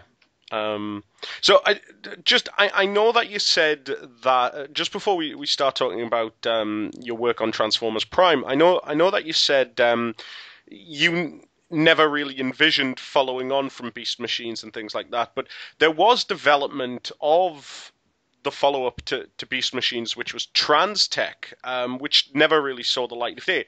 Did you have any involvement, or were you aware at any point of the development of that particular brand of Transformers? This is literally the first I'm hearing of this. Right, okay. Yeah. So that's pretty much the alpha and omega on that. I did not know anything about that. Not many people do. Any idea who's developing it? Oh, there was a studio that did concept art for it. Droxall Jump, I think, was the name of the art studio, but it's really a great big mystery. It's generally thought that it would have been the follow-up to Beast Machines, but Hasbro just changed tactics completely at the 11th hour, and to fill for that year, they just wound up hastily importing the Japanese cartoon from the previous year and dubbing it in English. which I think people were unhappy with. Am I right about that or not? It's yeah, it's the preceding years real following erudite responses here. following Beast Machines, we got 4 years worth of imported, which steadily got well.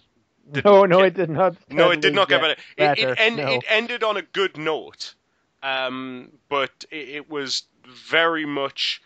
It played very much to the Pokemon, that era of kids' cartoons, the gimmicks, things like that. Beast Machines was happening exactly at the time that was taking off as well. Yeah, to go from that set 26 episode. I mean, I can only speak for myself, obviously, but going from that super condensed, story-driven, character-focused storytelling to what we got for the preceding 4 years, which was 52 episodes of, for the most part, filler, of stories that went on for 10 or 12 episodes because it was a race that was going on a planet or something like that, was a little bit awkward. But yeah, just this trans tech just stands as a weird anomaly which nobody can really get to the bottom of. So I was hoping you might have been the man to unlock the secrets, but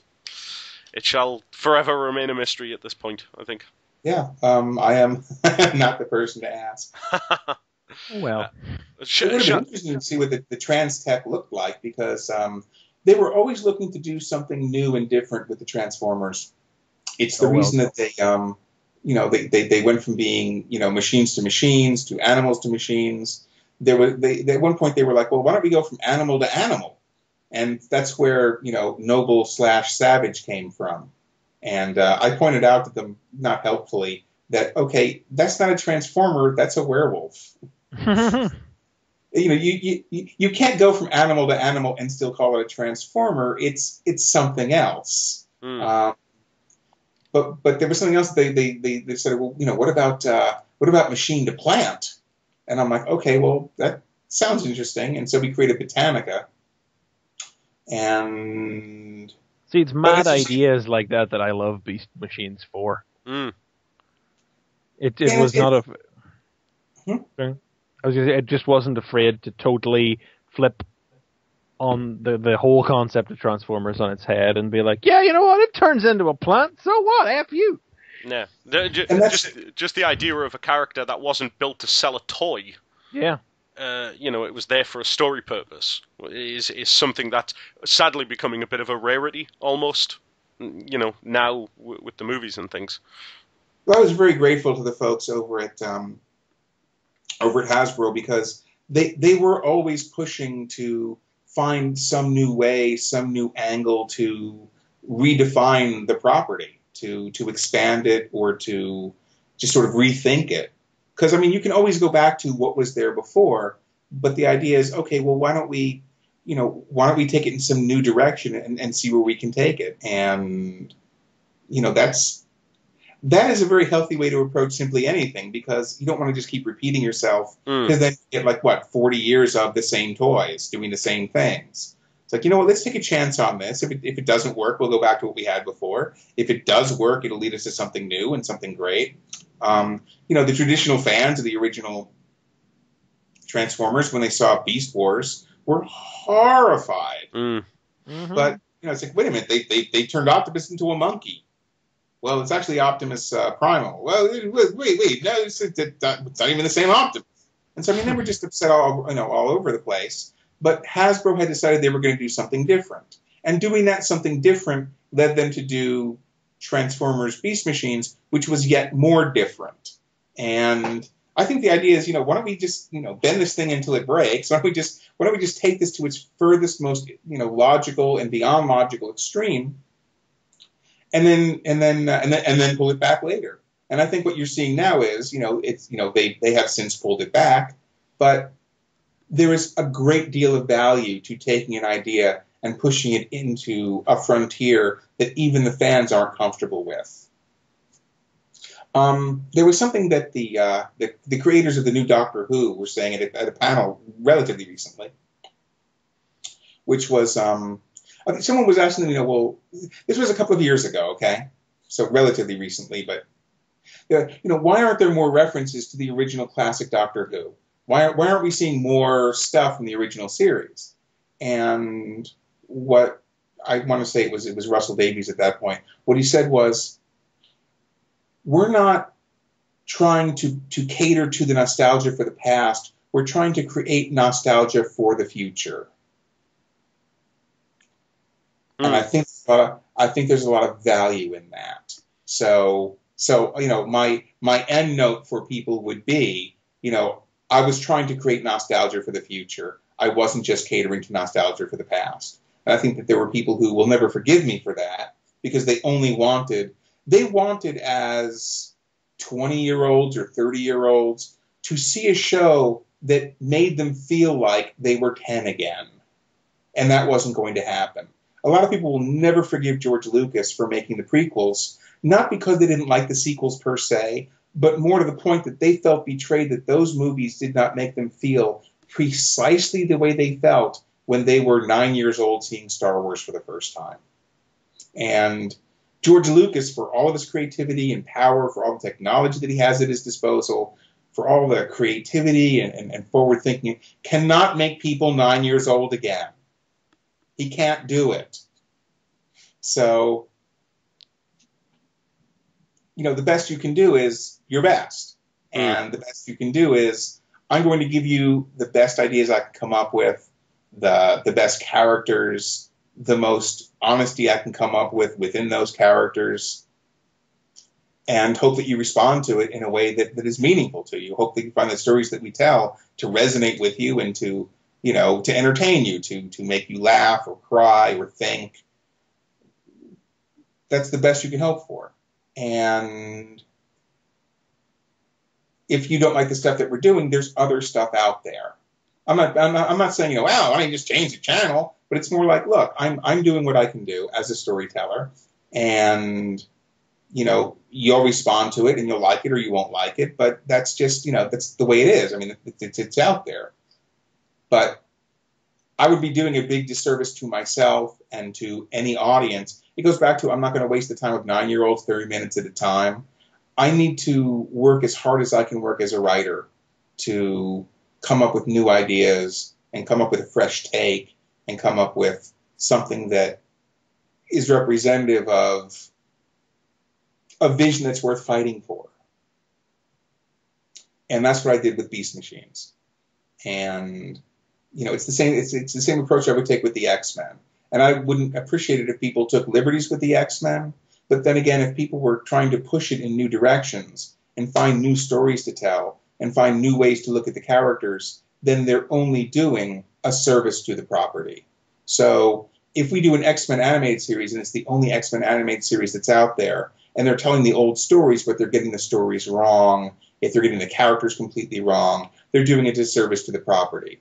But if they're taking these characters and telling stories we haven't seen before, or make us look at these characters in an entirely new way, then they're doing a huge service. To go back to X-Men one more time, during the first season of X-Men, they got every single thing about Rogue wrong that you could get wrong.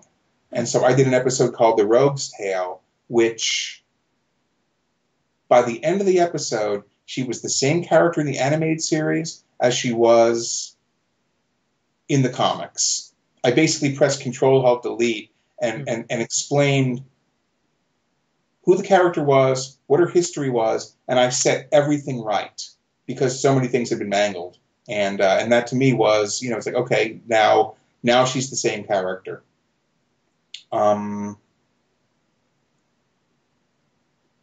That's the end of the thought on that. So, well, moving on from Beast Machines, obviously your latest contribution to Transformers was that you wrote 3 episodes from the last series of Transformers Prime. So, I suppose the very first question is, what brought you back to Transformers?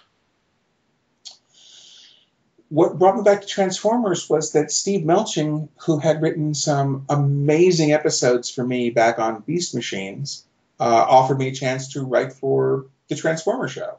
I watched a bunch of episodes of it. I think it was terrific. I liked everything that I saw. I was hoping for an opportunity to write for it. And when they gave me the opportunity, I jumped because it was a chance to do a more traditional Transformer series. And it was a chance to just basically go back into that universe and have fun with a more traditional version of the characters and that whole, take. But, they were doing a great show, and I was very happy to be invited on. I love working with Steve Melching. He's one of my best friends. He's a great writer. He's a great guy. And I love the guy so much. I mean, I invited him to do a running commentary with me when I was doing running commentaries for the Transformers, for the Beast Machine series back when they released them on DVD. Mm-hmm. So, I mean, I think the world of him. And so he gave me a chance to write for the show. He gave me one episode, and I wound up writing 3 of them, and very grateful. Those were great episodes to write. The production design of the series was so amazing. There was a sequence in the very first episode that I did where they were in an environment that I imagined as being kind of like a warehouse or something, kind of a traditional, 4 walls, floor, ceiling kind of thing. And what the designers came back with was this environment that was so bizarre and so outlandish. And I was so grateful they came up with it because they had taken something that was fun to work with and turned it into something extraordinary. So when you get a chance to work on a show where people go that extra mile and make things that much more interesting, it is it's like Christmas. The best thing possible. Mm. I was wondering regarding that first episode of Prime, the story, the Flying Mind, the story in which the Decepticons' warship came to life. We're going to get nerdy with these questions now. Yeah. With this question anyway, because I have to wonder. By the way, I don't like the title. I hated the title. It was not my title, but I couldn't come up with a better one either. It was the kind of thing where it's like, I don't know, the Unfriendly Skies. It's like nobody could come up with a suitably, appropriately kick-ass title for it. So I'm not particularly fond of the title, but I didn't have a better one. I will say, though, just when they invited people to work on the show, they asked people to submit premises. They weren't buying premises, but they were asking people to submit them. And the reason they did that was because they knew they were going to have stories to tell people. They were going to assign people stories. If you were submitting premises, it was pretty much assumed you were going to get to write for the show. But having people submitting premises they weren't going to buy gave them the opportunity to give themselves it was the opportunity to have somebody present an idea that they would not have thought of, and something it's like, oh, wait a minute, we didn't. That's a great idea. We never would have come up with that. It gives you the opportunity to have the happy accident of coming up with an idea that otherwise wouldn't have happened. But they weren't buying premises. They were not buying people's ideas. Flying Mind was a premise I submitted that they bought. So I got to submit one of the few ideas that was one that was brought in from outside. The idea of taking the ship and making it sentient was one that I introduced to them, and that they decided, hey, let's do that. Let's have fun with that. Interesting. I don't know why they hadn't come up with that, because it seems like, hey, I know. What if the ship came alive and gave them shit? It's interesting that you say that, because therein lies the nerdy root of the question. I was going to ask where the idea came from, because you were probably fortunately spared this confusing element to the backstory of production of Prime, but Hasbro have sort of tried to unify Transformers fictional output going forward over the last couple of years. They've produced this in-house document. Okay. All that right. Universal. There's actually they're streamlining the IP. Yeah, that's a good way of putting it. They're streamlining the IP. Yes. And so that instead of having all these different mythologies out there, kind of like like tangled hair, that when you look at Transformers, it's what I was saying about Rogue. It's like, what, they need to get Rogue right. They need to get the history of the X-Men right. Well, it's kind of like, if you're going to have this mythology out there, you want to have a mythology that is a simple, straightforward mythology, so people aren't wondering, well, when you say Transformers, what are you talking about? Mm-hmm. And so, yes, there was a concerted effort to streamline the IP, and toward that end, they came up with a novel that was basically the origin of Prime and Megatron and Optimus and how everything lined up, so that there was a definitive history, so that the IP was actually a solid sort of a single history IP. Now, that is not without some degree of, well, I'm sure it wouldn't shock you at all if I told you there was some degree of disagreement with that notion in the fandom. Gasp. Fans don't agree. Shock horror. Stop the presses. I know, right? But it's just that in that novel you mentioned, and an idea was introduced, which was also reflected in the second of the video games that were produced under the umbrella of this document, that a giant Transformer, a giant Decepticon named Trypticon, got transformed into the Decepticons' warship millions of years ago and locked in that form. So whenever we had the run-up to Flying Mind, people were going, oh, it's Trypticon. And people were going, don't be stupid. It can't possibly be Trypticon because nobody pays any attention to that document. And why would a lot of people resist the notion that the video games, because they are very stylistically based on the Generation 1 cartoon, the original era, and have little to do stylistically with Prime. A lot of people resisted the notion that there was any correlation. So I was wondering, it was not just a happy accident, a happy coincidence that the idea for the ship coming to life happened to flow out of the idea that it actually was a sentient creature? Did you derive the idea from reading that in the document? How did that go? How that went was, I basically said, what if you took this machine and gave it sentience? What if this thing that did not have a cerebral core suddenly had one? Which is why there's a line in there somewhere. It's like, well, wait a minute, this, it can't think for itself. It doesn't have, essentially, it doesn't have the infrastructure. It doesn't have a positronic brain or whatever, however I phrased it in the script. We were told about Trypticon, and we were told to avoid Trypticon. Absolutely. The Hasbro people, the people in charge of the Transformer brand, are trying to streamline the IP. They are certainly going to make sure that this new series lines up with this new streamlined IP. So they absolutely know about Trypticon.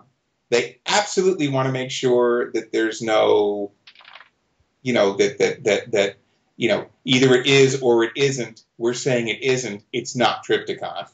So what they wanted to do was make sure that there was no confusion there, so people didn't come away going, well, wait a minute, we saw, he's now part of this. He was, the ship was called Nemesis. Mm. Although I don't know if they ever said that out loud during the series. One time. One time. Yeah. And I think part of the title was like, it was sort of like, our ship, our nemesis. I had some kind of a title that included the word nemesis in it.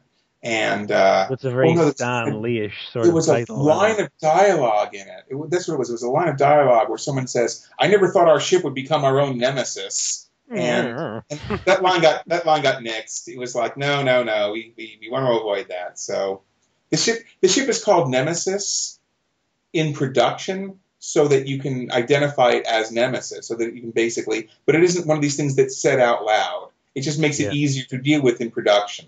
So that you have a folder that doesn't just say the ship, it says, Nemesis, and so okay, this is the Decepticon, this is the Decepticon's warship. And well, I know, complicating that matter, though, is the fact that these documents and things say that Trypticon becomes the Nemesis. They say they are the same thing. It becomes hence the arguments that result in and all the rest of these things. As the guy who wrote that episode, I am saying that no, it is not Trypticon who was reawakened and suddenly said, "Wait a minute, I'm Trypticon. Why am I infested with all these little guys running around inside me?" and I'm going to do what I want to do. That's not what was happening. Fair enough. What was happening was, it was similar to that. It was the ship saying, I am awake now. I am aware. I know that things need to be done, and I'm not going to let you stand in the way. It's the same thing Hal says in 2001. Mm-hmm. You know, this mission is too important to be jeopardized by humans who are making human mistakes. Hal says that. And what the ship says is, you know, there are these artifacts out there. I'm going to get them. If you want me to do this or that, if you want me to grab that weapon that fell on the ground to destroy your enemies, I'm sorry. I have more important things to do than deal with your little agendas. I need to go after this thing I have found. So it's the ship gaining sentience and finding its own mission based on the information it had been fed, based on the codes it got about those keys. Mm-hmm. It was in fact not Triptychon. Okay. There we go. Well, I'm going to follow it up with perhaps not a nerdy question, but more of a nerdy observation. The other episode that you wrote in Transformers Prime, the human factor, it's quite ironic that you ended up with a show about a meshing of man and machine, or nature and technology, if you will, in the form of Silas. I was just wondering, was there any remnants of, you know, I've done Beast Machines, or you know, is it, was there anything to that, or was it just pure luck that this was the story you got assigned to write? You know, it's purely coincidental, and the whole idea of meshing, you know, humans and machines or whatever, I wasn't trying to tell the techno-organic story again, or talking about the balance or the importance or whatever. Basically, I mean, if there are any similarities between those two stories, between Beast Machines and that episode, are purely coincidental and purely endemic to how I write. I told you, I pitched the idea for Flying Mind. Mm-hmm. The idea was the ship comes alive. Everything else in there was stuff I was given. You know, the whole idea of that weapon that was going to destroy all the Decepticons. The fact that Optimus was sort of pushed into using it. All that stuff going on. The whole thing about the trying to decode the location of the keys. All that stuff was given to me. Mm-hmm. Like my contribution was the ship comes alive and it becomes a problem for both the Decepticons and the Autobots. Mm-hmm. That's my contribution. And then, of course, you know, I mean, they gave me the other elements and I wrote the script. So the script that you're seeing is my script, but those elements were theirs. In terms of the Silas story, that was something entirely, you know, they had this character Silas. They decided they were going to do this RoboCop gone wrong story. That was entirely theirs. You know, lines of dialogue like, you know, the whole human factor, the thing about, you know, well, you know, you need me because I'm part human and I understand how the human world works. And those are arguments a guy in his position are going to make. Yeah. So it wasn't me trying to bring a philosophy into this world that resonated with this other story. It's more like, look, this is this guy's point of view. He's going to say, this is why you need me. You are this incredible leader. You come from the land of the robots. You may be great there, but you don't have everything. Let's face it, your enemies keep beating you. Maybe I have the thing you need. This is what I have and what I bring to the table that you don't have. And that's why I deserve a place at the table. And at the end, he gets a place at the table. That was delicious, by the way. That the ending of that, genuinely just horrible, which I really appreciated. Yeah, I really enjoyed doing that. I really enjoyed the opportunity to get really gruesome with it. There's some really gruesome imagery that I wrote in the script. I don't recall if all of it wound up in the episode, but yeah, there was some really gruesome stuff. The idea that Silas is sort of mangled into this, you know, just carved up and shoved into this machine in such a horrible way is. I thought it was wonderfully grisly. I mean, I like the idea of the whole RoboCop gone wrong thing. The idea that we're going to do this thing that we don't do very well, but we're going to do it the best we can. And so, here's this guy carved up like a turkey and shoved in this machine. Mm. Yeah, I really enjoyed that episode. Excellent. Chris, is there anything else you want to add about Prime? By the way, just so it's said out loud, that story was given to me. The whole sort of the pitch, the structure of the story was given to me by Steve Melching, and that third story that I did, where Starscream infiltrates the headquarters and all that stuff goes on, that was all right from Steve Melching. He's like, "Hey Bob, I got this story for you. It's gonna be great." And I'm listening to this pitch, and it's like, "Oh, you know what? That's gonna be great." So, credit where it's due. That was all pitched to me by Steve, and it was a blast to write. All those episodes were great to do because, once again, when I was talking about Warner Brothers and Disney, like the animation's going to come back beautiful. With a lot of the CGI shows, because of the facial acting you can do, because of the timing you can do with CGI, these things came back beautiful. I really, really loved the way they looked. So getting invited back was great, and having episodes come out the way they came out was just incredibly gratifying. Mm. We would love to probably chat to you again, probably in relation to just fandom at large and just the idea of being a fan, because the passion you've presented this evening in regards to things like the X-Men and stuff is really, really inspiring. So just before we wrap this up, is there anything specifically to the Transformers fans who will most likely be making up the large part of the listening audience? Is there anything you would like to say to them directly? Well, as I kept saying back then, thank you for watching, thank you for caring, and keep watching, because there's plenty more great Transformers stuff that Hasbro's going to be making, and I'm looking forward to seeing it myself. Excellent. Well, thank you very, very much for joining us, and we're going to wrap this up now then. Well, feel free to call again, and I guess we'll talk. Well, Chris, there we go. That was absolutely brilliant. Thank you to Mr. Skir for dedicating so much time. Thanks indeed, yes. Yeah, planning that. We thought that would just be an hour or so. It's always one of those things, isn't it? It's like, oh, we don't want to intrude, we don't want to take up too much of your time, and then he's just like, let's talk X-Men, and you're like, all right, yeah, why not? Yeah, cool. Sign me up, yeah.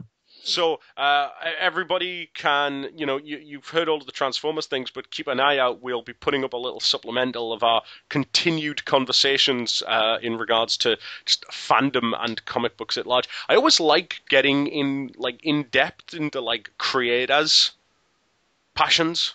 Mm-hmm. Just seeing what they think about things. Yeah, absolutely. It's kind of ironic, that a lot of the creators of stuff that we absolutely love, it's sometimes, it's sometimes easy to forget that they are also fans of things. Yeah.